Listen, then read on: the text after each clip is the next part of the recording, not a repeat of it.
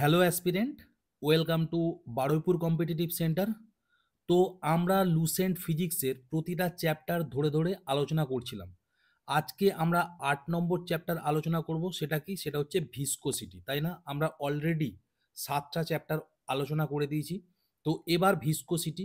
ভিসকোসিটির বাংলা কি? ভিসকোসিটির বাংলা হচ্ছে সান্দ্রতা, তাই না? এবার মুশকিলটা হচ্ছে আমরা ভিসকোসিটি মানেও বুঝতে পারিনি, সান্দ্রতা মানেও বুঝতে পারিনি, তাই না? কারণ এই বাংলা আমরা কোনোদিন আগে শুনিনি, একমাত্র এই চ্যাপ্টার ছাড়া। তো আমরা সহজে মনে রাখবো এই ভিসকোসিটি মানে আঠালো ব্যাপার বা চটচটে যে ব্যাপারটা। আমি যদি একটা এক্সাম্পল দিই, যে একটা বোতলে জল ভরেছো, জলটা তুমি নর্মালি ঢালছো একটা জায়গায়, আর একটা বোতলে তুমি মধু ভরেছো, তাই না? সেই মধুটা তুমি ঢালছো, তাহলে দুজনার যে পড়ার যে ব্যাপারটা, মানে জল পড়ছে এবং মধুও পড়ছে, দুজন কি একইভাবে পড়ে? পড়ে না কিন্তু। জলটা খুব ইজিলি পড়ে যায়, তাই না? আর মধুটা কিন্তু যেন বেশ একটা মানে গাঢ় ব্যাপার নিয়ে পড়ে, তাই না? এখানেই ভিসকোসিটির খেলা চলে। জলের ভিসকোসিটি কম, মধুর ভিসকোসিটি বেশি। তাই জন্যই মধুটা কিন্তু ওইভাবে পড়ে। এটা জাস্ট আমি একটা ধারণা দেওয়ার জন্য বললাম। ঠিক আছে? প্রথমেই যেটা আলোচনা করতে হবে সেটা বলে দিয়েছে কি এখানে? সেটা হচ্ছে ভিসকাস ফোর্স। ভিসকাস ফোর্স কি? The force which oppose the relative motion between different layers of liquid or gases is call viscous force. মানে কি? মানে বলছে একটা বল, মানে এই ভিসকোসিটি বা ভিসকাস ফোর্স এটা কি? এটা হচ্ছে একটা বল। সেটা কি করছে? হুইচ অপোজ, যেটা বাধা দিচ্ছে। কাকে বাধা দিচ্ছে? The relative motion between different layer. ঠিক আছে? মানে different layer of liquid and gas, মানে গ্যাস এবং লিকুইড, এদের যে ডিফারেন্ট লেয়ার, তাদের যে রিলেটিভ মোশন বা আপেক্ষিক যে গতি, সেটাকে বাধা দিচ্ছে। এটাই হচ্ছে ভিসকাস ফোর্স। মোটামুটি জিনিসটা কিন্তু জাস্ট আমরা পড়লাম, বোঝা গেল না। আমি বলছি জিনিসটা কি। জিনিসটা হচ্ছে, ধরো একটা রেস হচ্ছে, ঠিক আছে? এখানে এই দেখো একটা মোটু ছেলে আছে, ঠিক আছে? মোটু ছেলের মানে সামনে একজন একটু রোগা ছেলে ছিল, আরেকটু রোগা ছেলে এবং আরেকটু রোগা ছেলে, ঠিক আছে? এবার ভালো করে খেয়াল করো, রেসটা তারা একসাথেই শুরু করেছে, কিন্তু সবাই হাত ধরে আছে, ঠিক আছে? সবাই কিন্তু একে অপরের হাত ধরে আছে, রেসটা একসাথে শুরু করেছে তারা। কিন্তু ভালো করে খেয়াল করবে, এই যে মোটু, সে কিন্তু একটু মানে স্লো দৌড়বে, তাই না? আর এ একটু ফাস্ট, এ একটু ফাস্ট, এ একটু ফাস্ট। ভালো করে খেয়াল করো, সবাই দৌড়চ্ছে, কিন্তু এই মোটু একে পিছন দিকে টানছে, আবার এ মোটুকে সামনের দিকে টানছে। ঠিক তেমনি একে এ সামনের দিকে টানছে, আবার একজন পিছন দিকে টানছে। মানে বুঝতে পারলো? মানে যে দ্রুত যেতে চাইছে তাকে পিছন দিকে টানা হচ্ছে, আবার যে স্লো যাচ্ছে তাকে সামনের দিকে টানা হচ্ছে। মানে আমি যেটা বলতে চাইছি সেটা হচ্ছে এই, যে যখন তুমি একটা লিকুইড ওইভাবে ধরো বোতল কিংবা কোনো একটা পাত্রে রেখে আর একটা পাত্রে তুমি ঢালছো, তখন কি হয়? তখন যেটা হয়, লিকুইডের মানে যে পুরো লিকুইডটা বিভিন্ন স্তরে ভাগ হয়ে যায়। এটা ধরো পুরো লিকুইড ছিল, একটা এরকম লিকুইড নিচে পড়ছে, ধরে নাও এই লিকুইডটা নিচে তুমি ফেলছো, ঠিক আছে? নিচে পড়নরত অবস্থায় আছে। এইবার দেখো এর বিভিন্ন লেয়ার তৈরি হয়ে যায়, ঠিক আছে? এইবার কি হয়, এই লেয়ার তুমি এটা ধরো নিচে যদি আছে না, এদের প্রত্যেকের বেগ আলাদা হয়। এই লেয়ারের বেগ যা, তার থেকে এই লেয়ারের বেগটা, উপরের লেয়ারের বেগটা বেশি হয়, তার থেকে উপরের লেয়ারের বেগটা বেশি হয়, তার থেকে উপরের লেয়ারের বেগটা বেশি হয়। ওই জন্যই খেয়াল করবে, যখন তুমি কোনো কিছু ফেলছো, তখন দেখবে, ধরো টিন থেকে তেল ফেলা হচ্ছে, সব থেকে ভালো এক্সাম্পল। তখন দেখবে নিচের দিকে স্পিডটা কম, উপর থেকে দেখবে যেন বেশি মানে তেলটা গড়াচ্ছে। তার কারণ কি? একে অপরকে টানছে তো, এই ভিসকাস ফোর্সের জন্য একে অপরকে টানছে তো, ঠিক আছে? মানে ঠিক যেমন তোমরা ঘর্ষণ পড়েছিলে, ভিসকোসিটি এক্স্যাক্টলি সেম জিনিস, ঠিক আছে? উপরের লেয়ারটা ওদিকে টানছে, ঠিক আছে? আর নিচের লেয়ারটা যেন তাকে পিছন দিকে টানছে, কিন্তু সবাই সামনের দিকে যাচ্ছে। আমি বোঝাতে পারলাম? এই ছবিটার মাধ্যমে কিন্তু আমি জিনিসটা একটু হলেও ক্ল্যারিফাই করার চেষ্টা করেছি। তোমরা একটু ভালো করে ভাববে, জিনিসটা বুঝতে পারবে। আর এই যে টানাটানির যে ধর্ম, তাকেই বলা হচ্ছে ভিসকোসিটি। কি বলছে? ভিসকোসিটি ইজ দ্য প্রপার্টি, ঠিক আছে? ভিসকোসিটি হচ্ছে একটা ধর্ম। কার ধর্ম? অফ এ লিকুইড, একটা লিকুইডের ধর্ম, তাই না? By virtue of which it oppose the relative motion between the different layer, ঠিক আছে? ওই একই কথা বলা আছে, ঠিক আছে? মানে হচ্ছে ডিফারেন্ট লেয়ারের মধ্যে সেই যে মানে অপোজ করা, যে বাধা দেওয়ার ব্যাপারটা, সেটাই হচ্ছে ভিসকোসিটি। মানে তোমাদের ডেফিনেশন কিন্তু আসবে না, ঠিক আছে? জাস্ট আইডিয়ার জন্য আমি জিনিসটা এখানে বললাম। তোমাদের যেটা আসবে সেগুলো হচ্ছে এর পরেরগুলো। ভিসকোসিটি কোথায় দেখতে পাওয়া যায়? ভিসকোসিটি দেখা যায়, ভিসকোসিটি ইজ দ্য প্রপার্টি, ঠিক আছে? ভিসকোসিটি হচ্ছে একটা ধর্ম। কার ধর্ম? অফ লিকুইড, ঠিক আছে? তরলের ধর্ম এবং গ্যাসের ধর্ম, ঠিক আছে? কঠিনে কিন্তু ভিসকোসিটি দেখা যায় না। তা ভিসকোসিটি কঠিনে তুমি দেখতে পাবে কি করে? কঠিন জিনিস কি চ্যাটচ্যাটে হয়? তুমি একটা লোহাকে ফেলবে, লোহা কি গড়িয়ে যাবে? তাই না? আরো ভালো করে জিনিসটা বলা যায় তার পরের পয়েন্টটা থেকে। দেখো, বলছে the viscosity of a liquid, ঠিক আছে? ভিসকোসিটি, লিকুইডের viscosity due to cohesive force between its molecule, ঠিক আছে? তাদের মধ্যকার মলিকিউলদের মধ্যে কোহেসিভ ফোর্স, ঠিক আছে? আমি আগের চ্যাপ্টারে মানে সারফেস টেনশনে কোহেসিভ ফোর্স আর আধেসিভ ফোর্স আমি কিন্তু বলে দিয়েছি, ঠিক আছে? তাহলে ভিসকোসিটি কিসের জন্য হচ্ছে? Due to cohesive force between molecule, ঠিক আছে? এবার দেখো, এটা ধরো পুরোটা জল আছে, ঠিক আছে? এই জলের মধ্যে এরকম হাজার হাজার লক্ষ লক্ষ কোটি কোটি অণু আছে, তাই না? মলিকিউল আছে। সেই মলিকিউলগুলো ধরো, এই দুটো মলিকিউল, আমি দুটো মলিকিউল নিয়ে করছি, ঠিক আছে? কোহেসিভ ফোর্স কি? কোহেসিভ ফোর্স হচ্ছে একে অপরকে যে টানছে সেটাই কোহেসিভ ফোর্স। ভালো করে ভেবে দেখো, ভিসকোসিটিও কিন্তু তাই। মলিকিউলের যে লেয়ার হয়ে যাচ্ছে একে অপরকে টানছে। এবার দেখো, এই যে জল, এর যে টান দুটো মলিকিউলের মধ্যে, তেলের টানটা বেশি, ওই জন্যই এর ভিসকোসিটি বেশি হয়ে যায় তেলের, ঠিক আছে? নিজেদের মধ্যে টানটা অনেক বেশি হয়ে যায়। মধুর আরো বেশি, ওই জন্য মধুর ভিসকোসিটি কিন্তু আরো বেশি হয়ে যায়। বোঝা গেল? তারপরের পয়েন্টটা কি বলছে? বলছে the viscosity of gas is due to diffusion of its molecule from one layer to another layer, ঠিক আছে? এইটা মনে রাখবে, গ্যাসের ভিসকোসিটি কিন্তু হয় ডিফিউশনের জন্য, ঠিক আছে? তাহলে আমরা কি জানলাম? লিকুইড বা তরলের ভিসকোসিটি কি জন্য হয়? কোহেসিভ ফোর্সের জন্য, ঠিক আছে? আর গ্যাসের ভিসকোসিটি হয় কি? ডিফিউশন বা বিকিরণ ধর্মের জন্য, ঠিক আছে? এটা কিন্তু, এইগুলোই কিন্তু পরীক্ষায় আসলে কিন্তু মুশকিল হয়ে যাবে, ঠিক আছে? এগুলো জানতে হবে। বাকি ডেফিনেশন কেউ মনে রাখলো না রাখলো, ওসব কেউ তো আর অনলাইনারে আর কি জিজ্ঞাসা করবে, তাই না? যাই হোক, তারপরে চলো কি বলছে? Viscosity of gases is much less than the viscosity of liquid. স্বাভাবিকভাবেই সেটা হবে, তাই না? লিকুইডের ভিসকোসিটি অনেক বেশি হবে, গ্যাসের ভিসকোসিটি কম হয়, তাই না? আর কঠিনের ভিসকোসিটি কিন্তু নেই, তাই জন্য বলছে is there is no viscosity in solid, তাই না? এরপর কি বলছে? বলছে viscosity of an ideal fluid is zero. মানে একটা আদর্শ যে তরল, তার ভিসকোসিটি সবসময় জিরো হওয়া উচিত, মানে জিরো হয়, কোনো টানাটানি হবে না, নো টানাটানি। ভিসকোসিটি জিরো মানে কি? মানে যে তরল পড়বে যখন, কোনো লেয়ারকে উল্টো দিকে টানবে না, বুঝতে পারলে? সব এক স্মুথে বেরিয়ে যাবে। বাস্তবে এরকম লিকুইড কিন্তু নেই, বুঝতে পারলে? আইডিয়াল, আদর্শগতভাবে ঠিক আছে, থিওরিটিক্যালি ঠিক আছে, কিন্তু প্র্যাকটিক্যালি এরকম কোনো লিকুইড এক্সিস্টই করে না। বোঝা গেল? আমরা এটা তাহলে কেন নিই? আইডিয়াল ফ্লুইডের কথা কেন বলি? আইডিয়াল ফ্লুইড হয় না, কিন্তু আইডিয়াল ফ্লুইডের মতো কিছু ফ্লুইড হয়, তাই জন্যই আমরা আইডিয়াল ফ্লুইডের কনসেপ্টটা নিই, তাই না? নেক্সট কি বলছে? নেক্সট বলছে উইথ রাইজ ইন টেম্পারেচার, ঠিক আছে? উষ্ণতা বাড়ালে viscosity of the liquid decrease, ঠিক আছে? লিকুইডের যে ভিসকোসিটি সেটা কিন্তু কমে যায়। তোমরা নিজেরাও খেয়াল করবে, একটা গাঢ় মধু আছে তো, ওকে গরম দেবে, দেখবে লঘু হয়ে গেছে, তাই না? ভিসকোসিটি কমিয়ে দেয়।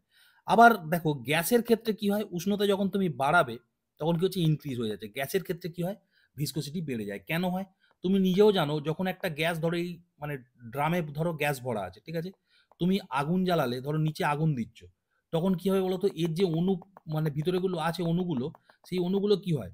প্রচন্ড জোরে ছোটাছুটি শুরু করে দেয় না? তাই জন্যই তো জিনিসটা ব্লাস্ট করে। বেলুনকে গরম করলে বেলুন ব্লাস্ট করে কেন? ওর ভিতরের অণুগুলো প্রচন্ড ছোটাছুটি করে, ঠিক আছে? এই যে অণুগুলো আছে প্রচন্ড ছোটাছুটি করবে, দেয়ালে ধাক্কা মারবে, নিজেদের মধ্যে ধাক্কা মারবে, করতে করতে একটা টাইমে ব্লাস্ট করে যায়। ঠিক ওই একই কারণে, যেহেতু অণুগুলো প্রচন্ড চঞ্চল হয়ে যায়, ছোটাছুটি করে, ওর ভিসকোসিটিও কিন্তু গ্যাসের ক্ষেত্রে বেড়ে যায়। তরলের ক্ষেত্রে কিন্তু উল্টো। এইগুলোই মনে রাখবে। ভিসকোসিটি দেখো, বলছে viscosity of a fluid measure by its coefficient, ঠিক আছে? তার কোএফিসিয়েন্ট বা সহগ দ্বারা কিন্তু ভিসকোসিটি মাপা হয়। এটা অত ইম্পর্টেন্ট নয়। ইটস এসআই ইউনিট ইজ পয়েজ, ঠিক আছে? এটা শুধু পয়েজ মনে রাখবে, পয়েজ, ঠিক আছে? এইটা পরীক্ষায় খুব আসে। এবার কিভাবে মনে রাখবে? ভিসকোসিটি মানেই তো চটচটে একটা ব্যাপার আছে, তাই না? পায়েস অনেকটা চটচটে না? পুরো পায়েসটাই দেখো পুরো ভিসকোসিটির মতো কাজ করে। তো ওখান থেকেই তোমরা মনে রাখবে, ভিসকোসিটি মানে পায়েস, মানে চটচটে। আর ওর এককটাও তাহলে হয়ে গেল, এইটাই দেবে, ঠিক আছে? এই যেমন কেজি পার হচ্ছে তোমার মিটার সেকেন্ডে, এগুলো কিন্তু দেবে না, বা পাস্কেল সেকেন্ড, এগুলো কিন্তু দেবে না। তবুও মনে রাখবে পাস্কেল সেকেন্ড বলে, কিন্তু মানে 99% চান্স হয় এইটা দেবে, বুঝতে পারলে? আর ভিসকোসিটি কি দিয়ে ডিনোট করা হয়? ইটা দিয়ে। এই সাইনটাকে ইটা বলে, বুঝতে পারলে? এইবার চলে এসো কি টার্মিনাল ভেলোসিটি। ঠিক আছে। টার্মিনাল ভেলোসিটি কি বলছে? When a body fall in a viscous medium, যখন একটা বস্তু, সেটা লোহার বল হতে পারে বা অন্য যে কোনো কিছু হতে পারে, ফল পতিত হয় কোথায়? একটা ভিসকাস মিডিয়ামে। যে কোনো একটা ভিসকাস মিডিয়ামে একটা লোহার বল ফেলো, যেমন ধরে নাও মধুতে একটা লোহার বল ফেলো, ঠিক আছে, কিংবা তুমি তেলেতে ফেলো, জলেতেও ফেলো, জলও ভিসকাস, তাই না? বলছে ইটস ভেলোসিটি ফার্স্ট ইনক্রিজ, ঠিক আছে, ফেলার সঙ্গে সঙ্গে ওর ভেলোসিটি মানে গতিবেগটা প্রথমে বাড়বে, অ্যান্ড ফাইনালি বিকাম কনস্ট্যান্ট, এবং একটা টাইম বাদে ওটা কি হবে, একটা নির্দিষ্ট গতিবেগেই নিচে পড়বে, কনস্ট্যান্ট হয়ে যাবে, ধ্রুবক হয়ে যাবে, মানে বাড়বেও না কমবেও না, ঠিক আছে। তুমি যতই জোরে একটা লোহার বল নিয়ে একটা মধুর উপরে মারো, ঠিক আছে, একটা মধুর জারের উপরে মারো, ঠিক আছে, ধরো এই একটা মধুর জার আছে, ঠিক আছে, পুরো মধু ভরা আছে, একটা এরকম লোহার বল নিয়ে কি করেছো তুমি, একটা এরকম লোহার বল নিয়ে দুম করে ওর উপরে মারলো, ও কিছুটা কিন্তু দ্রুত নেমে যাবে, কিছুটা দ্রুত নেমে যাবে, তবে একটা টাইম বাদে কিন্তু ও একটা নির্দিষ্ট স্পিডেই নিচে আসবে। এই জিনিসটাকেই দিস কনস্ট্যান্ট, ওই নির্দিষ্ট স্পিড যেটা, ওটাকেই কনস্ট্যান্ট ভেলোসিটি বলছে। This constant velocity is called terminal velocity, এটাকেই বলা হচ্ছে টার্মিনাল ভেলোসিটি, ঠিক আছে। এর একটা এক্সপেরিমেন্ট আমি নিয়ে এসেছি, ঠিক আছে, এটা আমি ভেবেছিলাম হয়তো হাতে করে দেখাবো, কিন্তু আমি টেস্ট টিউব এখন পাচ্ছিলাম না, তাই জন্য এখানেই দেখাচ্ছি। দেখো, এখানে দেখো অয়েল রাখা হয়েছে, জল রাখা হয়েছে, হানি রাখা হয়েছে এবং হ্যান্ড ওয়াশ রাখা হয়েছে, সবকটাই ভিসকাস মিডিয়াম, ঠিক আছে। দেখো এখানে গুলি আছে, দেখো গুলি আছে, কি করেছে, এই গুলিগুলো উপর থেকে ফেলেছে, ঠিক আছে। ফেলতে কি হয়েছে, প্রথম এতটা কিন্তু মানে যেহেতু জোরে ফেলেছে না, দ্রুত এসে গেছে, একসাথেই সব কটাকে ফেলেছে, দ্রুত এসেছে, কিছুটা দ্রুত এসছে। তারপর কিন্তু কি হয়েছে, তারপর একটা কিন্তু আস্তে আস্তে আস্তে আস্তে, যেহেতু হ্যান্ড ওয়াশ এর ভিসকোসিটি অনেক বেশি, তাই জন্য দেখো এই আস্তে আস্তে এত দূর আসছে, এ কিন্তু একটা নির্দিষ্ট আস্তে আস্তে আস্তে এক রিদমে নিচে আসবে এবারে, এতটা স্পিডে চলে এসেছিল, ঠিক আছে। হানি এর পরে কিন্তু আস্তে আস্তে আস্তে আস্তে আসবে। ওয়াটার, ওয়াটার দেখো আস্তে আস্তে আস্তে আস্তে এসছে, ওয়াইলে দেখে এসছে। তো বোঝা গেল এইটাই হচ্ছে কিন্তু টার্মিনাল ভেলোসিটি।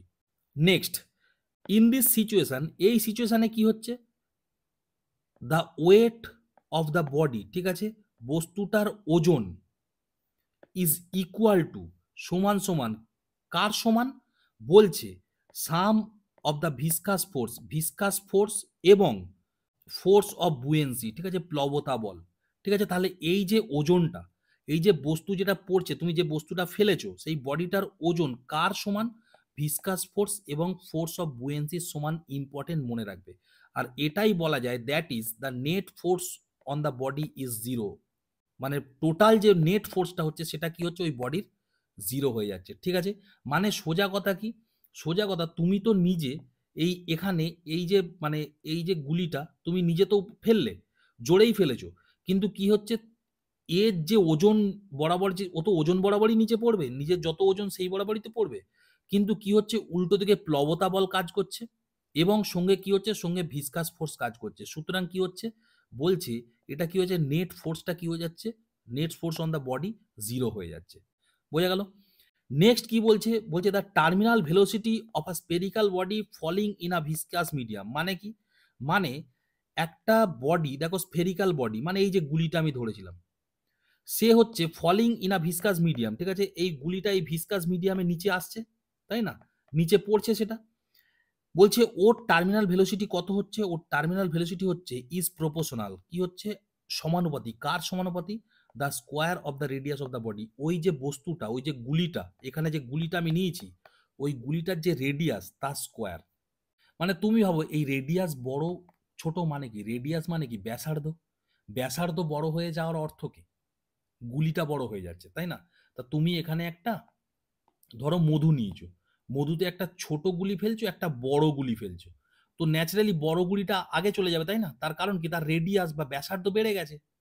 তা ওইটাই বলছে টার্মিনাল ভেলোসিটি কি, টার্মিনাল ভেলোসিটি হচ্ছে এই যে ব্যাসার্ধ হয়, যে বলটা বা গুলিটা ফেলছো, তার স্কোয়ারের সাথে সমানুপাতিক, ঠিক আছে। এই এত পাঁপড় না বেলে শুধু এইটুকু যদি মনে রাখো না, terminal velocity proportional to r square, ব্যাস, তাহলেও খেলা শেষ, বোঝা গেল। এরপরে একটা নতুন কনসেপ্ট আসছে, সেটা কি, সেটা হচ্ছে স্ট্রিম লাইন ফ্লো, ঠিক আছে, ইংরাজিতে বলে স্ট্রিম লাইন ফ্লো বা হচ্ছে ল্যামিনার ফ্লো, যেটাকে বাংলায় বলে ধারা রেখ প্রবাহ, ঠিক আছে। ধারা রেখ প্রবাহ বলার আগে আমি এই ছবিটা তোমাদের দেখিয়ে দিচ্ছি, এই দেখো, এই ছবিটা দেখো, তেল পড়ছে, ঠিক আছে, তেলের মিল, এটা তেল পড়ছে, এই তেলটা কিন্তু পড়ছে, ঠিক আছে? এখানে কিন্তু পড়ছে, ঠিক আছে? কন্টিনিউ কিন্তু তেলটা পড়ছে। তুমি দেখছো যেন একটা লাইন হয়ে আছে। ঠিক আছে? এটা দেখবে মধু ঢালার সময় হয়। ঠিক আছে? মধুটা তুমি ঢালছো যেন একটা লাইন হয়ে পড়ছে। তাই না? দূর থেকে কেউ যদি দেখে সে দেখবে স্টিল ছবি। কিন্তু নদী মানে তুমি কিন্তু ঢালছো মধুটা, তাই না? এটা আরো হয় যারা গ্রামগঞ্জে থাকো, তারা যখন পাইপ দিয়ে এক মাথা থেকে অন্য মাথায় জল পাঠানো হয়, তাই না? মেশিন চালিয়ে যখন পাইপ দিয়ে এক মাথা থেকে অন্য মাথায় জল পাঠানো হয়, তোমরা খেয়াল করে থাকবে যে যখন এর ভিতর দিয়ে পুরো পাইপ ফুল জল যায় না, তখন বোঝাই যায় না যে জলটা যাচ্ছে কি যাচ্ছে না। হাত দিয়ে দেখতে হয় যে হ্যাঁ কাঁপছে, তার মানে জলটা যাচ্ছে। তার মানে কি? একদম স্ট্রিম লাইনে যাচ্ছে ওটা। এটাকেই ধারারেখ প্রবাহ বলে।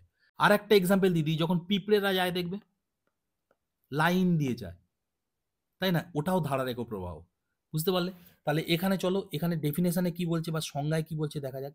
ইফ আ ফ্লুইড, যদি একটা fluid is flowing in a such way, যদি একটা ফ্লুইড এমনভাবে ফ্লো করে that the velocity of all the fluid particle, ঠিক আছে?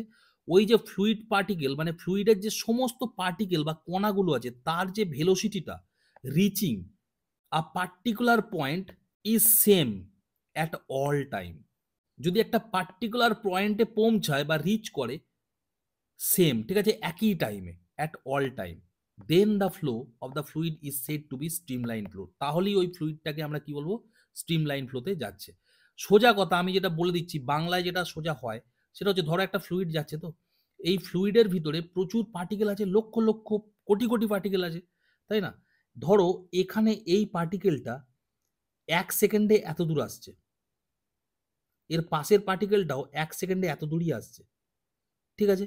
তারপরে এখান থেকে এত দূর মানে সমান দূরত্ব, সেটা 1 সেকেন্ডেই যাচ্ছে। মানে ধরে নাও সব একদম মানে সিস্টেমিক ওয়েতে যাচ্ছে, ঠিক আছে? কেউ দেরি করছে না, কেউ মানে তাড়াতাড়ি করছে না। সমস্ত পার্টিকেল সমান টাইমে সমান দূরত্বে যাচ্ছে। তাহলেই সেটা স্ট্রিমলাইন ফ্লো হবে।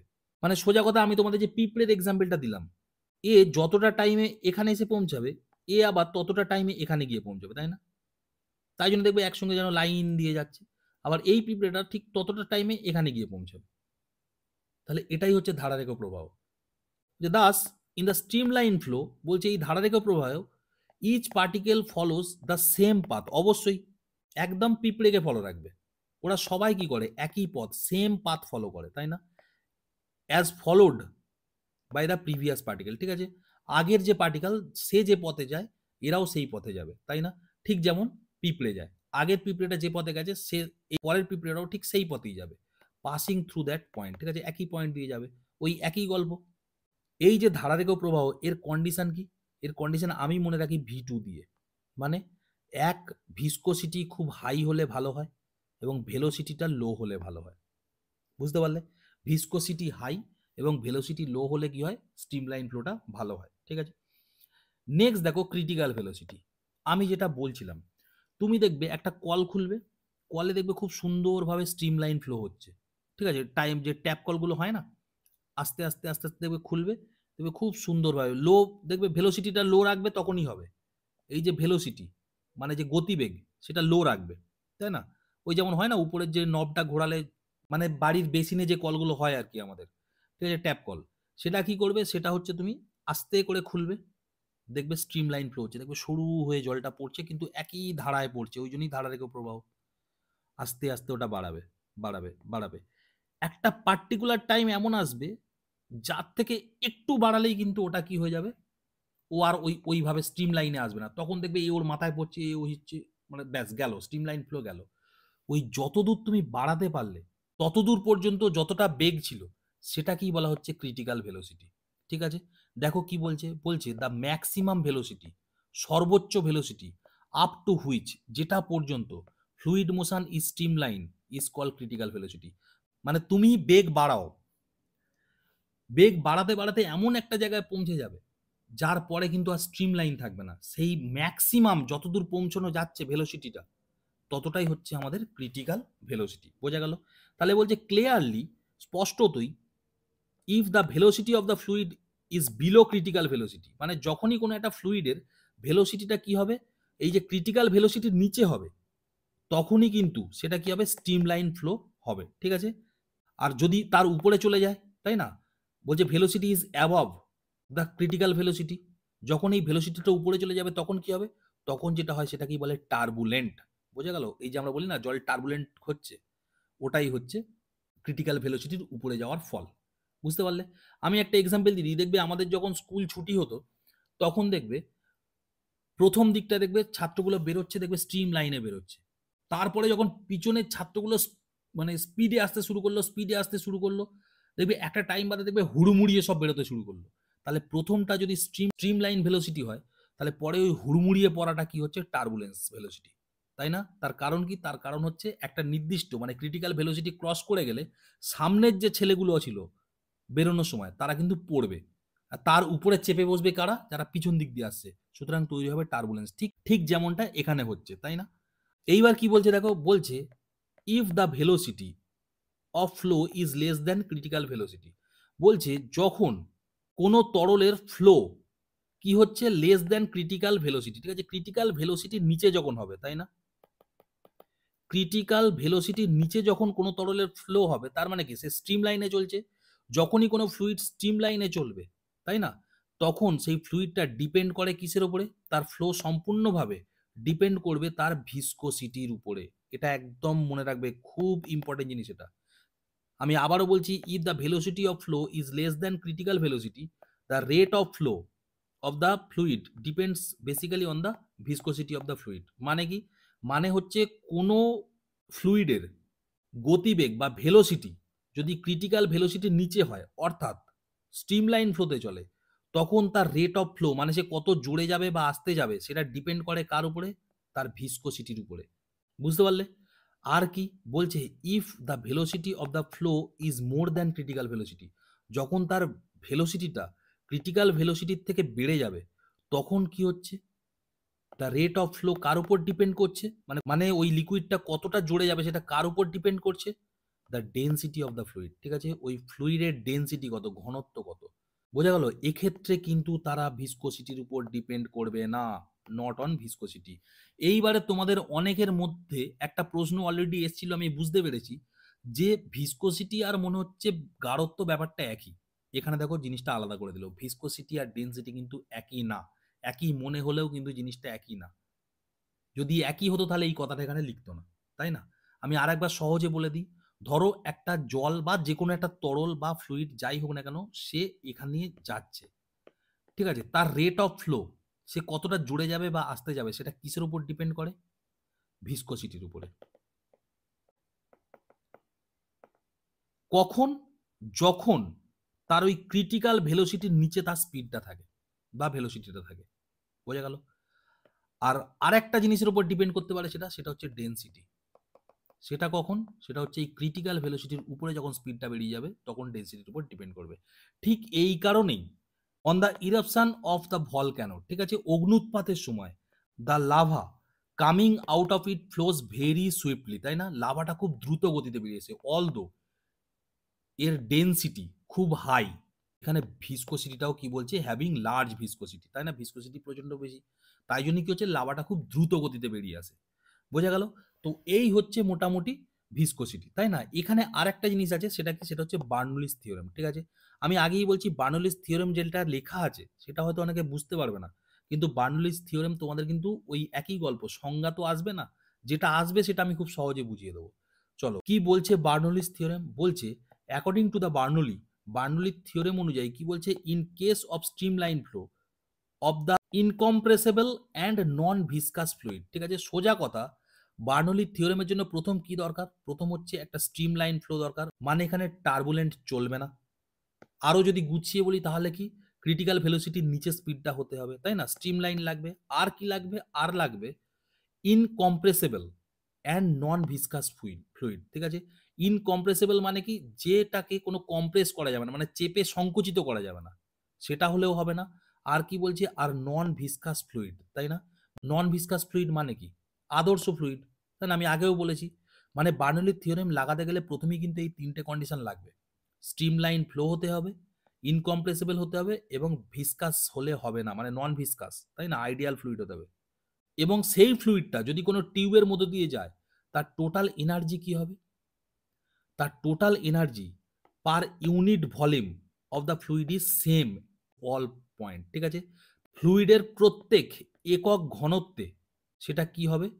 সেম, তাই না? প্রত্যেকটা পয়েন্টে সেটা সেম হবে। আর এই যে টোটাল এনার্জি মানে কি? টোটাল এনার্জি মানে হচ্ছে sum of pressure energy, potential energy and kinetic energy, তাই না? আমরা কাইনেটিক এনার্জি ও পোটেনশিয়াল এনার্জি আগেই পড়েছি। তো এখানে আরেকটা আছে পোটেনশিয়াল ও কাইনেটিকের সঙ্গে, সেটা হচ্ছে প্রেসার এনার্জি। এই ৩ টে হচ্ছে টোটাল এনার্জি। সেটা কি হবে? সেটা সেম থাকবে। আর এখানে আরেকটা জিনিস বলছে, একটা হচ্ছে ভেঞ্চুরি মিটার, ঠিক আছে? এই ভেঞ্চুরি মিটার কি করে? বলছে এটা একটা ডিভাইস, ঠিক আছে? যেটা কিসের জন্য ব্যবহার করা হয়? বলছে রেট অফ ফ্লো। এই রেট অফ ফ্লো মাপার জন্য হচ্ছে ভেঞ্চুরি মিটার ব্যবহার করা হয়। মানে কি? মানে হচ্ছে ধরো একটা এরকম মানে পাইপ আছে। পাইপ দিয়ে কত স্পিডে জল যাচ্ছে সেই ভেঞ্চুরি মিটার আমি যদি ঢুকিয়ে দিই তাহলে আমি সেটা পেয়ে যাব। এই ভেঞ্চুরি মিটারটা কিসের উপরে কাজ করে? বার্নৌলিস থিওরেমের উপরে কাজ করে। পরীক্ষায় কিন্তু এই কোশ্চেনটা এসছিল। ঠিক আছে? এবার আমি আগেই বললাম বার্নৌলিস থিওরেম পড়ে অনেকে বুঝতেই পারবে না। আমার বোঝারও দরকার নেই, কেননা আমি আগেও বলেছি এখনো বলছি, এখান থেকে পড়ে তো আমরা কেউ আর আইআইটি ফাইআইটি যাওয়ার স্বপ্ন দেখছি না, তাই না? আমরা যেটা প্রশ্ন আছে সেটাই আমরা জানার চেষ্টা করছি। বার্নৌলিস থিওরেমের মূল অ্যাপ্লিকেশনটা জানলেই আমাদের হয়ে যাবে। একটা জিনিস আগে আমি বলে দিই, কোনো কিছু স্পিড বাড়লে সেখানে কিন্তু চাপ কমে যায়, তাই না? ব্যস্ত সম্পর্ক, এই মাঝখানে এরকম থাকার অর্থ কি? মাঝখানে সমানুপাতি দিয়ে 1/, করে দেওয়া মানে ব্যস্ত সম্পর্ক, তাই না? কোনো কিছু স্পিড যেখানে বেড়ে যাবে সেটা হচ্ছে চাপ সেখানে কিন্তু কমে যাবে, বা উল্টোটাও হয়, চাপ কমে গেলে সেখানে স্পিড বেড়ে যায়। এইবার চলো এক্সাম্পল কিছু দেখা যাক। এইটা বুঝতে পারলেই কিন্তু, এইটা একটু মাথায় ঢুকলেই কিন্তু জিনিসটা হয়ে যাবে। ধরো দুটো কাগজ নাও বা দুটো বেলুন, যে কোনো একটা নিতে পারো, মানে দুটো কাগজ কিংবা দুটো বেলুন নিলেও হবে। ঠিক তো এরকম দুটো কাগজ নাও, এদিকে একটা কাগজ নাও, এদিকে একটা কাগজ নাও, দু হাতে দুটো কাগজ ধরো, ঠিক আছে? লম্বা লম্বা দুটো কাগজ ধরো। এর মাঝখানটায় তুমি ফু দাও, ঠিক আছে? মুখের সামনে ধরো, মাঝখানে গ্যাপ আছে, এখান দিয়ে তুমি ফু দাও, এই মাঝখানে তুমি হাওয়া পাস করাও, ফু দাও। দেখবে এই কাগজ দুটো একে অপরের কাছে চলে এসছে। কেন হচ্ছে? ফু দিচ্ছি, দূরে সরে যাওয়ার কথা। সেম বেলুনের ক্ষেত্রেও হবে, ঠিক আছে? ধরো এখানে একটা বেলুন আছে আর এখানে একটা বেলুন আছে, দু হাতে দুটো তুমি বেলুন ধরেছো, ঠিক আছে? মাঝখানে ফু দেবে, দেখবে বেলুন দুটো নিজেদের মধ্যে কাছে চলে এসছে। তার কারণটা কি বলতো? যেই তুমি মাঝখানে ফু দিচ্ছ ওখানে স্পিড বেড়ে যাচ্ছে। স্পিড বেড়ে গেলে কি হয়? চাপ কমে যায়, মাঝের চাই চাপ কমে যাচ্ছে, তখন কি হচ্ছে? দুজনে ওখানে চলে যাচ্ছে। আমি একটা জিনিস বলে দিই, ধরো এখানে একটা বেলুন আছে, তো এই বেলুনটার এদিকেও যা চাপ আছে এদিকেও তাই চাপ আছে, তাই জন্যই কিন্তু বেলুনটা ওখানে মাঝখানে আছে, তাই না? ঠিক ধরো এখানে আরেকটা বেলুন আছে, এদিকেও যা চাপ আছে এদিকেও তাই চাপ আছে, তাই জন্যই বেলুনটা ওখানে জাস্ট মাঝখানে আছে। তুমি যেই মাঝখানে ফু দিচ্ছ তখন কি হয়ে যাচ্ছে? স্পিডটা বেড়ে যাচ্ছে ফুয়ের। স্পিড বেড়ে গেলে কি হয়ে যায়? চাপ কমে যায়, তাই না? যেই চাপ এদিকটায় কমে যাচ্ছে তখন কি হচ্ছে? এদিকের চাপটা তো অবশিষ্ট রয়ে গেছে আর এদিকের চাপটাও অবশিষ্ট রয়ে গেছে। এখানে চাপটা কমে গেছে, তাহলে দুদিক দিয়ে কি হচ্ছে? মাঝখানের দিকে ঠেলে দিচ্ছে, যেদিকে চাপ কম সেদিকে ঠেলে দিচ্ছে। আমরা ছোটবেলা থেকে জানি যেখানে চাপ কম সেখানে ঠেলে দিলে চলে যায়, তাই না? তোমরা সব দেখবে, দুটো তোমরা এরকম কাগজ কেটে দু হাতে ধরবে কিংবা দুটো পেজ নিয়ে দু হাতে ধরবে, ধরে মাঝখানে ফু দেবে, দেখবে সরে গেছে। কেন? মাঝখানে চাপ কমে গেছে, তাই জন্য দুদিক দিয়ে ওখানে ঠেলে দিয়েছে। ঠিক সেম জিনিসটা ঘরে, ঝড়ের সময় কি হয়? ঘরের মানে ছাদ বা ঘরের যে চাল থাকে, তাই না? বিশেষ করে গ্রামগঞ্জে যে আগেকার দিনে যে খড়ের চাল থাকতো সেখানে জিনিসটা বেশি হতো। কি? ধরো এইটা একটা বাড়ি, ঠিক আছে? খুব সুন্দর একটা বাড়ি হলো, দুটো জানালা করে দিই। যাই হোক, তো বাড়ির এই যে চালটা, মানে দেখো ভালো করে খেয়াল করো, এদিকে যা প্রেসার আছে বাড়ির কিন্তু ভিতর থেকেও বাইরের দিকে তাই প্রেসার থাকে সাধারণত, ঠিক আছে? এবার ধরো প্রচন্ড জোরে ঝড় হচ্ছে, প্রচন্ড জোরে ঝড় হচ্ছে, তার মানে কি? বাতাস খুব স্পিডে বইছে। ভালো করে খেয়াল করে দেখো, যেই উপরে স্পিডটা বেড়ে গেল না, তখন কি হলো? প্রেসার কমে গেল। যেই উপরে প্রেসার কমে গেল, তাহলে নিচের প্রেসারটা কি? উপরের থেকে বেশি হয়ে গেল, তাহলে নিচ থেকে এবার চাপটা উপর দিকে মারছে না, তখন দেখবে চালটা উড়ে চলে গেল। চলো এখানে চাল চলে গেল, চালটা উড়িয়ে দিলাম। আমি বোঝাতে পারলাম? তার কারণ কি? নিচ থেকে প্রেসারটা বেশি হয়ে গেছে। ঠিক সেই কারণেই যখন কোনো থ্রু ট্রেন যায়, তাই না? যখন ট্র্যাক দিয়ে কোনো থ্রু ট্রেন যায় বা যখন কোনো ট্রেন যায়, তার পাশে যেতে বারণ করে। তার কারণটা কি বলতো? ট্রেন তো প্রচন্ড জোরে যাচ্ছে। ট্রেন যত জোরে যাচ্ছে তার আশেপাশে কি হচ্ছে? বায়ুগুলোর স্পিড বেড়ে যাচ্ছে। যেই বায়ু স্পিড বেড়ে যাচ্ছে সেখানে কি চাপ কমে যাচ্ছে, আর তুমি ধরো এর পাশে দাঁড়িয়ে আছো। তোমার এই দিকে চাপটা তো সমান আছে, যা ছিল আগে এখনো তাই আছে। কিন্তু উল্টো দিকের চাপটা তো কমে গেল। তাহলে অবভিয়াসলি তুমি কিন্তু ট্রেনের নিচে চলে যেতে পারো। ওই জন্যই দেখবে মেট্রো স্টেশন বা এই সমস্ত জায়গাটা হলুদ দাগ দিয়ে দেয়, তাই না? বলে এর ওপারে যাবে না, এরম কথা বলে। আরো একটা জিনিস দেখবে, যখন ধরো একটা ট্রাক, এরকম ভাবে একটা ট্রাক যাচ্ছে, এই ট্রাকের একদম ঘেঁষে, ধরো ট্রাকটা যাচ্ছে হাইওয়েতে যাচ্ছে 100 কিলোমিটার পার আওয়ার, যারা বাইক চালায় তারা কিন্তু জিনিসটা জানে। যখন হাইওয়েতে 100 কিলোমিটার/আওয়ার আর তুমি যখন বাইক নিয়ে যাচ্ছ না, তখন দেখবে যারা বাইকার হয়, যারা ভালো জ্ঞান আছে, তারা ওই ট্রাকের সাইডে যায় না, অনেকটা দূর দিয়ে ওভারটেক করে। কেন বলো তো? তার কারণ ট্রাকটা যে প্রচণ্ড স্পিডে যাচ্ছে, সেখানে কি হচ্ছে, চাপ কমে গেছে। আর তুমি যখনই এখানে যাচ্ছ, কি হয়, ট্রাক তোমার দিকে টানে। ওই জন্য তোমরা দেখবে, খেয়াল করবে যে হাইওয়ে টাইওয়েতে মানে বাইক, মানে বিশেষ করে হালকা বাইক চালাতে ভয় লাগে। তার কারণ কি? ট্রাক নিজের দিকে টেনে নেবে। ঠিক একই জিনিস ট্রেনেতেও তাই, ট্রেন নিজের দিকে টেনে নেয়। এই কারণেই হয়তোবা ট্রেনের শুরুর দিকে মানুষ ট্রেনকে শয়তানের যন্ত্র বলতো। ইয়েস, ট্রেনকে শয়তানের যন্ত্র বলতো। তার কারণ কি? তার কারণ মানুষ মনে করতো যে ইঞ্জিন আর কি মানুষকে টানে। অ্যাকচুয়ালি ইঞ্জিন টানে না, বার্নৌলিস থিওরেমের জন্য ওটা টানছে। আর লাস্ট একটা এক্সাম্পল দিদি, সেটা হচ্ছে রিভার্স সুইং। ঠিক আছে, রিভার্স সুইং কে করতো? ওয়াসিম আকরম, তাই না? ক্রিকেটের যে সুইং এর সুলতান বলা হয় ওকে।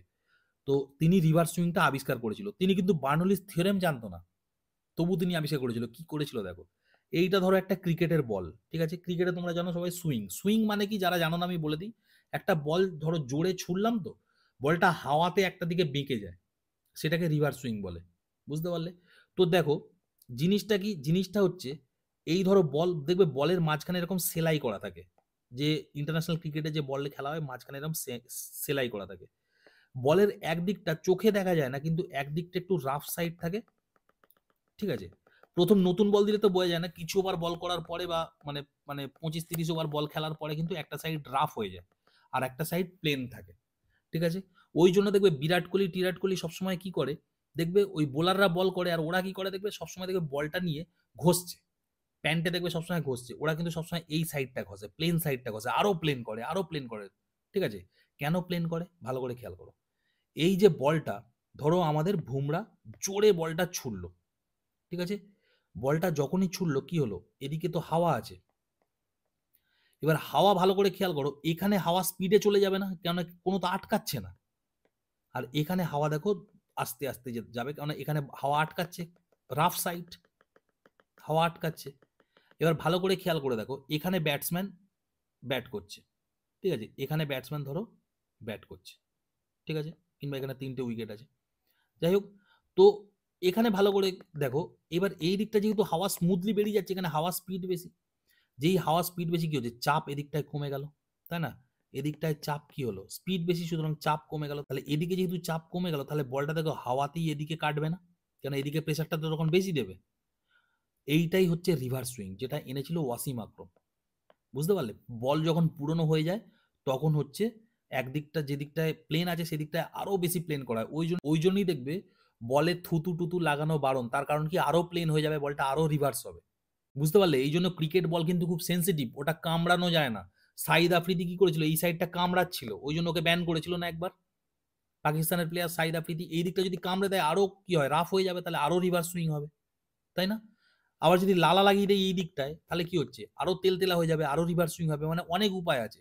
তো এই হচ্ছে পুরোপুরি বার্নৌলিস থিওরেমের গল্প। বুঝতে পারলে? বার্নৌলিস থিওরেম থেকে তোমার এইগুলোই আসবে কোশ্চেনে। তো আজকে এখানেই চ্যাপ্টারটা শেষ। আমি নেক্সট দিন পরের চ্যাপ্টারটা আবার নিয়ে আসবো, এবং তোমরা অবশ্যই জানাবে এই চ্যাপ্টারটা তোমাদের কেমন লাগলো। আমি প্রথম দিকটায় যখন ভিডিও বানাতাম, খুব একটা লোকে দেখতো না। ঠিক আছে, এখন দেখি আবার আমাকে অনেকে কমেন্ট করে যে ভিডিওগুলো শেষ করার জন্য। তো এটা সত্যি একটা মানে এনকারেজিং। বুঝতে পারলে? আমি তো ভেবেছিলাম কেউ দেখে টেকে না, বেকার বানিয়ে কি করব। তো তাই জন্য আমি একটা টাইমে কিন্তু বানানো বন্ধও করে দিয়েছিলাম। তো এখন অনেকে দেখছে, তাই জন্য আবার আমি বানাচ্ছি। তো যারা দেখছো তাদের থ্যাংক ইউ। ঠিক আছে, একটু পারলে শেয়ার টেয়ার করো। আমি চেষ্টা করি ভিডিওগুলো একটু ভালোভাবে মন দিয়েই বানানোর, যাতে সবাইয়ের আর কি বুঝতে সুবিধা হয়। তো তোমরা অবশ্যই জানাবে, কমেন্ট বক্সে লিখে পাঠাবে কেমন লাগছে। আমি খুব শীঘ্রই বাকি ভিডিওগুলো আনবো। দেখা হবে পরের ভিডিও, ততক্ষণ স্টে টিউন অ্যান্ড বাই। চল ফুদে, জোরে, আরো জোরে, আরো জোরে ফুদে, জোরে ফুদে।